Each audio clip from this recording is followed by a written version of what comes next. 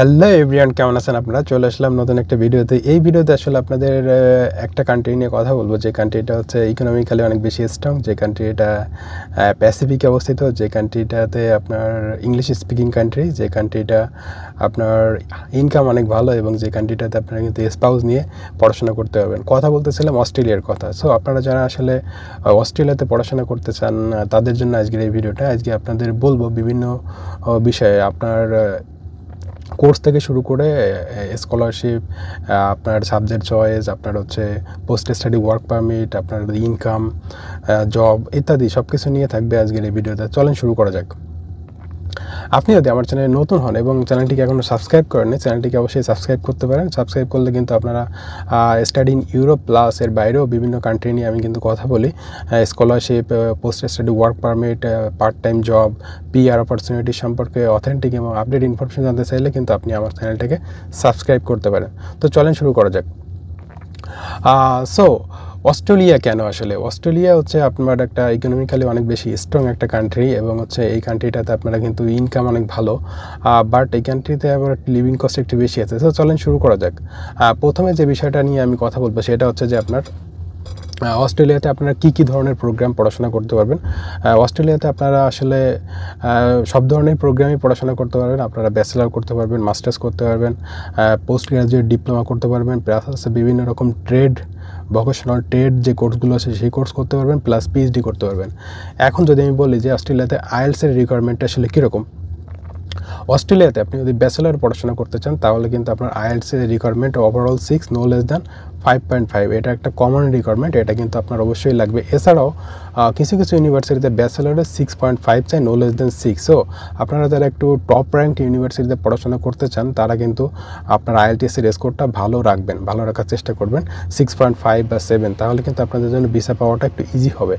এখন যদি মাস্টার্সের কথা বলি, মাস্টার্সে ওভারঅল 6.5 নো লেস দ্যান 6 এরকম একটা রিকোয়ারমেন্ট থাকে, কিন্তু কিছু কিছু ইউনিভার্সিটিতে কিছু কিছু প্রোগ্রামে কিন্তু আপনার ওভারঅল 7 নো লেস দ্যান 6.5ও কিছু কিছু ইউনিভার্সিটি রিকোয়ার করে। ইভেন হচ্ছে কিছু কিছু ইউনিভার্সিটিতে আপনার কোনো কোনো সেকশনে স্পেশালাইজ সাবজেক্টে কিন্তু অনেক সময় 7 বা 6.5 রিকোয়ার করে। সো আপনারা যদি আপনাদের যে প্রোগ্রামটা দেখে হচ্ছে আপনারা আসলে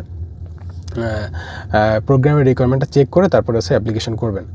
এখন যদি বলি পিএইচডিতে আপনার আইএলটিএসের রিকোয়ারমেন্ট কীরকম, পিএইচডিতে আপনার হচ্ছে আইএলটিএসের রিকোয়ারমেন্ট ওভারঅল 7 বা 7.5 এবং কিছু কিছু সেকশনে 7 এবং 6.5 রিকোয়ার করে কিছু কিছু ইউনিভার্সিটিতে। সো আপনারা যারা পিএইচডি করবেন তারা কিন্তু আমি বলবো যে ওভারঅল 7 বা 8 টার্গেট করবেন, তাহলে স্যার আপনাদের পিএইচডির জন্য অ্যাডমিশন পাওয়া সহজ হবে। সো এখন যদি বলি আমি ইনটেকগুলো আসলে কবে অস্ট্রেলিয়াতে প্রধানত 2টা ইনটেক থাকে, আপনার হচ্ছে নভেম্বর ইনটেক আর একটা হচ্ছে ফেব্রুয়ারি ইনটেক।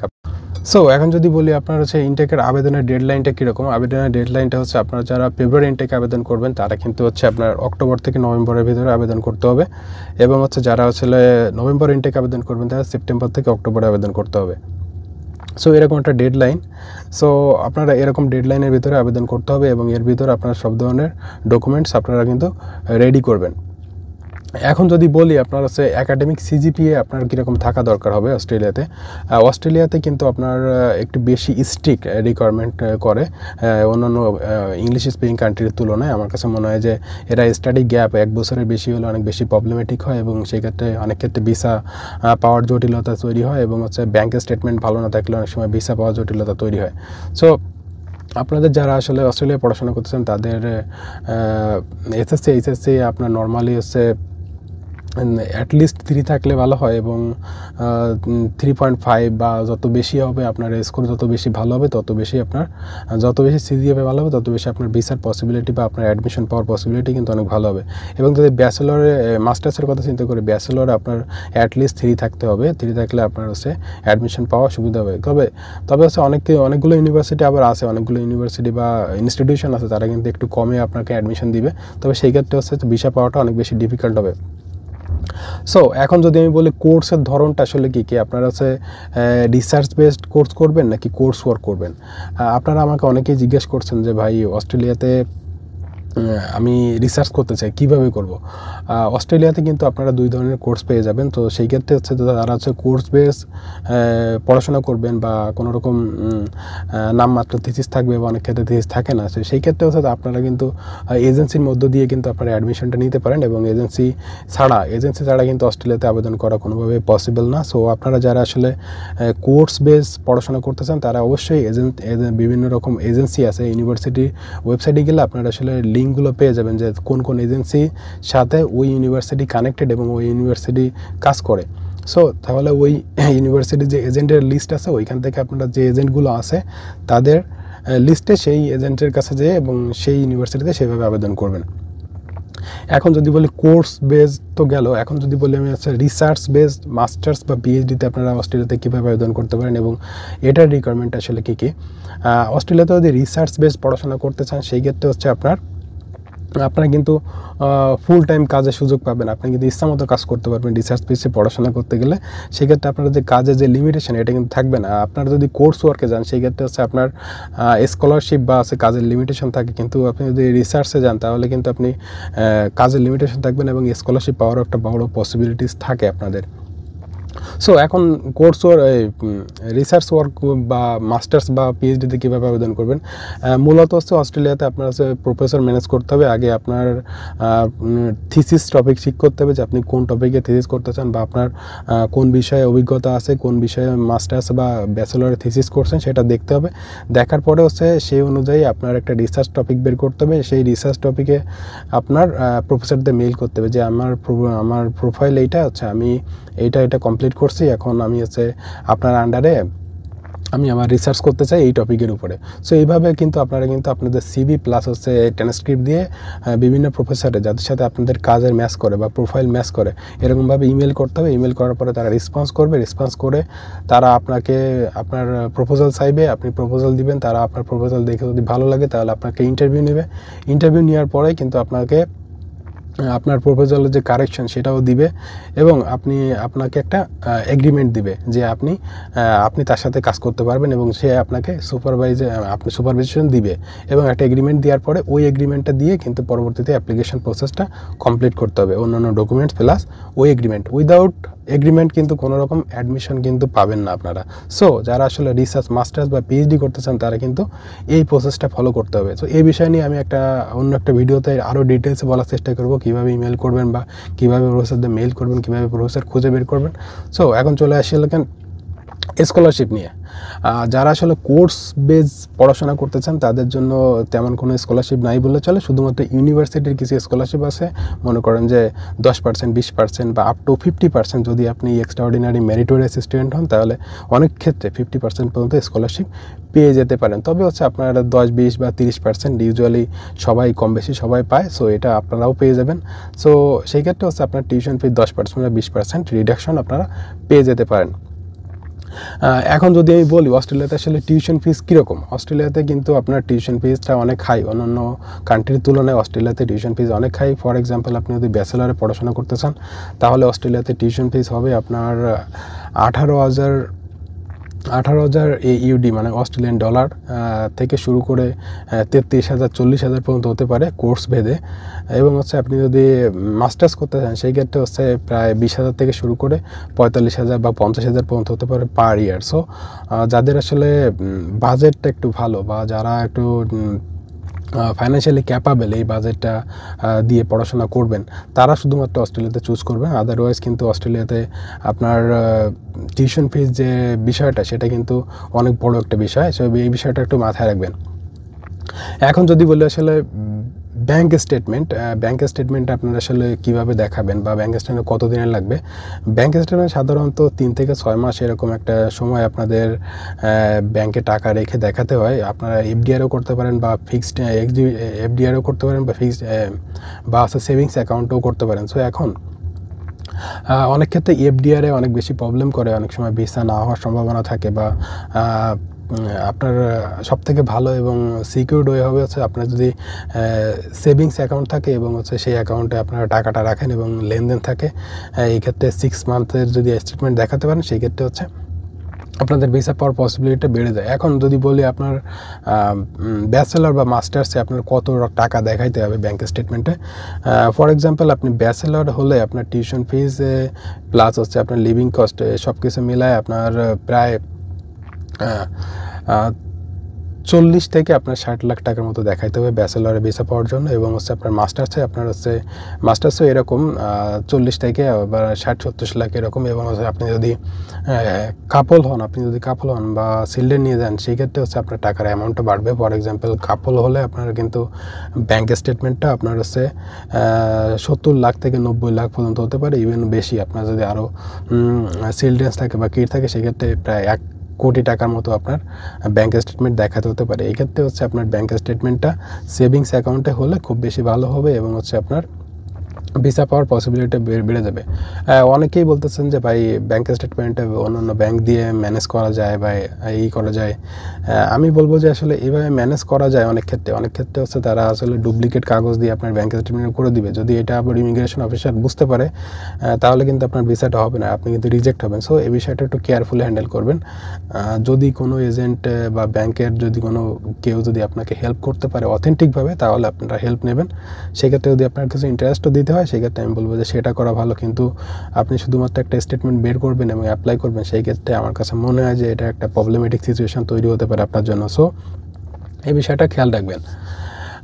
এখন যদি আমি বলি আপনারা যারা আসলে স্কলারশিপের ব্যাপারটা বললাম, এখন যদি বলি আপনাদের ওয়ার্ক রাইট আসলে কীরকম পাবেন অস্ট্রেলিয়াতে কিন্তু আপনারা উইকলি 24 আওয়ার্স কাজ করতে পারবেন এবং হচ্ছে আপনার পার আওয়ার ইনকাম প্রায় হচ্ছে $24-25 পার আওয়ার ইনকাম। এটা আবার অনেক ক্ষেত্রে ভ্যারি করে। আপনি যদি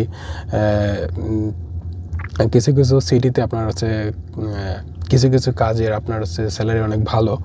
আপনি যদি ফর এক্সাম্পল হচ্ছে পেশেন্ট কেয়ার বা ওল্ড এজ কেয়ারে এই টাইপের কাজগুলো করেন তাহলে কিন্তু আপনার স্যালারি অনেক ভালো এবং অনেক ক্ষেত্রে ক্লিনিংয়ের স্যালারিও অনেক ভালো। সেই ক্ষেত্রে হচ্ছে আপনার $30-35 পর্যন্ত হতে পারে। আপনার কমিউনিকেশন স্কিল বা আপনার কাজের অভিজ্ঞতা বা আপনি আপনার ম্যানেজমেন্ট ক্যাপাসিটি কীরকম এই সব কিছুর উপর ডিপেন্ড করে আসলে। আরেকটা যে বিষয়, অন্যান্য কান্ট্রিতে কিন্তু অনেক সময় জব ক্রাইসিস থাকে, অস্ট্রেলিয়াতে এরকম জব ক্রাইসিস নাই। তবে রিসেন্টলি আমি কয়েকটা ইনফরমেশন পেয়েছি কয়েকজনের কাছ থেকে যে রিসেন্টলি কিছু সিটিতে জব ক্রাইসিস হচ্ছে। সো আপনারা যারা আসলে অস্ট্রেলিয়াতে যাবেন, কোন সিটিতে যাবেন, কোন ইউনিভার্সিটিতে যাবেন, এই ব্যাপারটা হচ্ছে আপনার বন্ধুবান্ধব বা হচ্ছে আপনার অস্ট্রেলিয়ার যে কমিউনিটিগুলো আছে এদের কাছ থেকে আপনারা কিন্তু অথেন্টিক ইনফরমেশন নিতে পারেন যে সেই সিটির অবস্থা কীরকম বা সেই সিটিতে গেলে আদৌ জব পাবেন কিনা বা কতদিন লাগতে পারে বা কতদিনের ব্যাকআপ নিয়ে যেতে হতে পারে, সেই বিষয়গুলো কিন্তু আপনারা একটু খোঁজ নিয়ে রাখবেন। এখন যদি বলি আছে অস্ট্রেলিয়াতে আসলে আপনার পোস্ট স্টাডি ওয়ার্ক পারমিট আপনারা কত বছর পাবেন। অস্ট্রেলিয়াতে আপনারা কিন্তু পোস্ট স্টাডি ওয়ার্ক পারমিট 2 থেকে 3 বছর, অনেক ক্ষেত্রে আছে কোর্স ওয়ার্কে আপনার অনেক ক্ষেত্রে 2 বছর বা অনেক ক্ষেত্রে আবার রিজনালে গেলে অনেক ক্ষেত্রে 3 বছর বা মাস্টার্স বা পিএইচডিতে গেলে রিসার্চ বেস সেই ক্ষেত্রে হচ্ছে অনেক সময় 3 বছর, রিজনে গেলে অনেক সময় 3 থেকে 4 বছর পর্যন্ত পাওয়া যেতে পারে। সো আপনারা যারা আসলে একটু লেন্দি টাইম চাচ্ছেন এবং রিজনাল এরিয়াতে পড়াশোনা করতে যাচ্ছেন এবং পিআর ফোকাসড কোনো পিআরের জন্য যে পয়েন্ট দরকার সেই পয়েন্টের জন্য অস্ট্রেলিয়াতে যেতে চাচ্ছেন বা অস্ট্রেলিয়াতে পিআরের জন্য যেতে চাচ্ছেন, তাদের জন্য আমি বলবো যে আপনারা একটা অস্ট্রেলিয়ার যে স্কিলড অকুপেশন লিস্ট আছে এই লিস্ট অনুযায়ী আপনারা একটা সাবজেক্ট চুজ করবেন এবং হচ্ছে একটু রিজনালে যাবেন। ফর এক্সাম্পল আপনার হচ্ছে মেলবোর্ন, সিডনি বা ব্রিসবেন এই 3টা সিটি বাদ দিয়ে অন্যান্য যে সিটিগুলো আছে এই সিটিগুলোতে যেতে পারেন। তাহলে কিন্তু আপনাদের যে রিজনাল যে পয়েন্ট পিআর পাওয়ার জন্য সেই পয়েন্টটা কিন্তু অ্যাড হবে। এখন যদি বলি অস্ট্রেলিয়াতে পিআর পাওয়াটা আসলে কতটা টাফ, অস্ট্রেলিয়াতে পিআর পাওয়াটা আসলে অনেক টাফ। আমি বলবো যে আপনি যদি আপনার যে সাবজেক্ট সেটা যদি অকুপেশন লিস্টে থাকে তাহলে আপনার জন্য সুবিধা হবে। যদি আপনি জব পেয়ে যান সেই ক্ষেত্রে আপনি একটু সহজে পিআর পেতে পারেন। তবে অস্ট্রেলিয়াতে পিআর পাওয়ার বিষয়টা অনেক বেশি কমপ্লেক্স এবং এটা তো পয়েন্ট বেস স্কোর বেস হচ্ছে পিআর সিস্টেম। সেখানে হচ্ছে আপনার আসলে সব কিছু মিলায় আপনার স্কোর করা হবে। যদি আপনার স্কোর যদি মিট আপ করে যদি সেই পিআরের রিকোয়ারমেন্ট অনুযায়ী তাহলে কিন্তু আপনি হচ্ছে পিআরটা পাবেন। এই ক্ষেত্রে হচ্ছে আপনার এজ, আপনার হচ্ছে এডুকেশন, আপনার হচ্ছে ওয়ার্ক এক্সপিরিয়েন্স, আপনার IELTS এর স্কোর বা ল্যাঙ্গুয়েজ প্রফিসিয়েন্সি, অন্য কোনো PTE এর স্কোর, এইগুলো আসলে কনসিডার করে। সব কিছু মিলে আপনার যে যদি পয়েন্ট হয় এবং যদি পিআরের রিকোয়ারমেন্ট সেটা মিট করে তাহলে কিন্তু আপনারা পিআর পাবেন। এখন অস্ট্রেলিয়াতে আমাকে অনেকে জিজ্ঞেস করছেন, ভাই আমার স্টাডি গ্যাপ আছে, আমার এজ একটু বেশি, আমি কি অস্ট্রেলিয়াতে পড়াশোনা করতে পারবো কি না?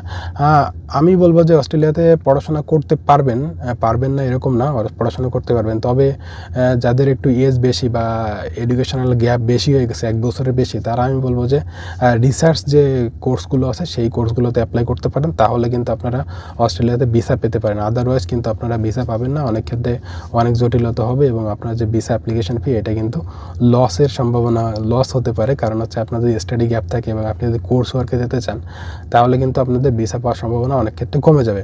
তো সেই ক্ষেত্রে আমি বলবো যে আপনারা যারা আসলে অস্ট্রেলিয়াতে পড়াশোনা করতেছেন, যাদের একটু এজ বেশি, স্পেশালি যারা 33, 34 বা 35 প্লাস, 35-এর পর থেকে কিন্তু অস্ট্রেলিয়াতে যে পিআরের যে পয়েন্টের সেই কাউন্টটা কিন্তু কমতে থাকে। সো যারা আসলে যাদের বয়স একটু বেশি, তারা পিআর পাওয়ার জন্য অস্ট্রেলিয়াতে গেলে এবং কোর্স বেস পড়াশোনা করলে তাদের জন্য খুবই টাফ হবে। এবং হচ্ছে 35-এর পরে কিন্তু আপনার যে পোস্ট স্টাডি ওয়ার্ক পারমিট, যদি আপনি ফর এক্সাম্পল আপনি 33 বছরে মাস্টার্স করতে গেছেন কোর্স ওয়ার্ক, এবং আপনার পড়াশোনা করতে করতে 35 বছর বয়স হয়ে গেল, তাহলে কিন্তু আপনি অস্ট্রেলিয়াতে যে পোস্ট স্টাডি ওয়ার্ক পারমিট সেটা কিন্তু পাবেন না, আপনার কিন্তু ডিগ্রি নিয়েই ব্যাক করতে হবে। সো এই বিষয়গুলো মাথায় রাখবেন। তো সেই ক্ষেত্রে হচ্ছে আপনার বয়স যদি বেশি হয়, আমি বলবো যে শুধুমাত্র রিসার্চ মাস্টার্স বা পিএইচডিতে গেলে আপনারা কিন্তু পোস্ট স্টাডি ওয়ার্ক পারমিটটাও পাবেন এবং আপনারা থাকতে পারবেন। সেই ক্ষেত্রে আপনার এজ অনুযায়ী আপনার যে পিআরের যে পয়েন্ট কাউন্ট সেটা অনেক ক্ষেত্রে কমে যাবে, বাট তারপরেও আপনার যেহেতু রিসার্চ ডিগ্রি থাকবে এবং আপনার রিসার্চ অভিজ্ঞতা থাকবে, সেই ক্ষেত্রে আপনারা ওই অনুযায়ী যদি কাজ পান বা আপনার সাবজেক্টে যদি স্কিলড অকুপেশন লিস্টে থাকে, তাহলে কিন্তু আপনারা পিআরটা পেতেও পারেন। তবে এই ক্ষেত্রে অনেক বেশি টাফ হবে। যাদের বয়স কম তারা কিন্তু অনেক পয়েন্টে এগিয়ে থাকবে, যাদের বয়স একটু বেশি 35 প্লাস তাদের কিন্তু পয়েন্ট আস্তে আস্তে কমতে থাকবে। তো সব কিছু মিলায় আপনারা একটু চিন্তাভাবনা করে আপনারা ডিসাইড করবেন যে অস্ট্রেলিয়াতে আপনারা যাবেন কিনা। এখন যদি বলি অস্ট্রেলিয়াতে আপনি কাজ করে কি টিউশন ফিজ ম্যানেজ করতে পারবেন কিনা, টু বি অনেস্ট অস্ট্রেলিয়া একটা হাই টিউশন ফিস কান্ট্রি। এই কান্ট্রিতে কিন্তু আপনারা কিন্তু টিউশন ফিস কাজ করে ম্যানেজ করতে পারবেন না। তো সেই ক্ষেত্রে হচ্ছে আপনার প্রথম বছরে টিউশন ফি নিয়ে যাওয়ার পরে আপনি যদি কাজ করেন এবং কিছু সেভিংস করেন এবং আপনার টিউশন ফি যদি একটু কম হয়, তাহলে আপনি টিউশন ফির বেশ কিছুটা আপনি কভার করতে পারবেন। তবে 100% যে টিউশন ফিস কভার করতে পারবেন কাজ করে, তাহলে কিন্তু আপনার পড়াশোনা হবে না। এবং আপনি যদি বেশি কাজ করেন সেই ক্ষেত্রে হচ্ছে আপনার ডিপোর্টেশনের শিকারও হইতে পারেন। সো এই বিষয়গুলো কিন্তু মাথায় রাখবেন। সো কাজ করে টিউশন ফিস ম্যানেজ করা সম্ভব না। তবে আপনি যদি কাজ করেন এবং 24 আওয়ার্স উইকলি করেন এবং হচ্ছে প্রথম বছরের টিউশন ফি দিয়ে যান, পরের বছরের টিউশন ফি আপনারা মনে করেন যে 60% বা 50% পর্যন্ত ম্যানেজ করতে পারবেন। এখন যদি বলি লিভিং কস্ট আসলে কীরকম হতে পারে অস্ট্রেলিয়াতে লিভিং কস্ট কিন্তু সিটি টু সিটি ভ্যারি করে। এই ক্ষেত্রে আপনার হচ্ছে $1000 থেকে $1500 পার মান্থ এরকম একটা খরচ আপনাকে লিভিং কস্টের জন্য দিতে হতে পারে। এছাড়াও যদি আপনার এক্সট্রা কোনো খরচ থাকে সেটা আপনার সাথে এর সাথে অ্যাড করতে হতে পারে। সো এই বিষয়গুলো মাথায় রাখবেন। সো এই ছিল আজকে আমার টোটাল অস্ট্রেলিয়া নিয়ে আপনাদের কিছু ইনফরমেশন শেয়ার করার চেষ্টা করলাম। এর বাইরেও আপনাদের যদি কোনো কোয়ারিজ থাকে আপনারা অবশ্যই কমেন্ট করবেন। কমেন্ট অনুযায়ী আমি আপনাদের ইনফরমেশন দেওয়ার চেষ্টা করব। এছাড়াও যদি নতুন কোনো টপিকে বা নতুন কোনো বিষয়ে ভিডিও চান, অবশ্যই আমার ভিডিওতে কমেন্ট করবেন। তো দেখা হবে নতুন কোনো ভিডিওতে নতুন কোনো টপিক নিয়ে। সে পর্যন্ত ভালো থাকবেন। Bye bye, tata.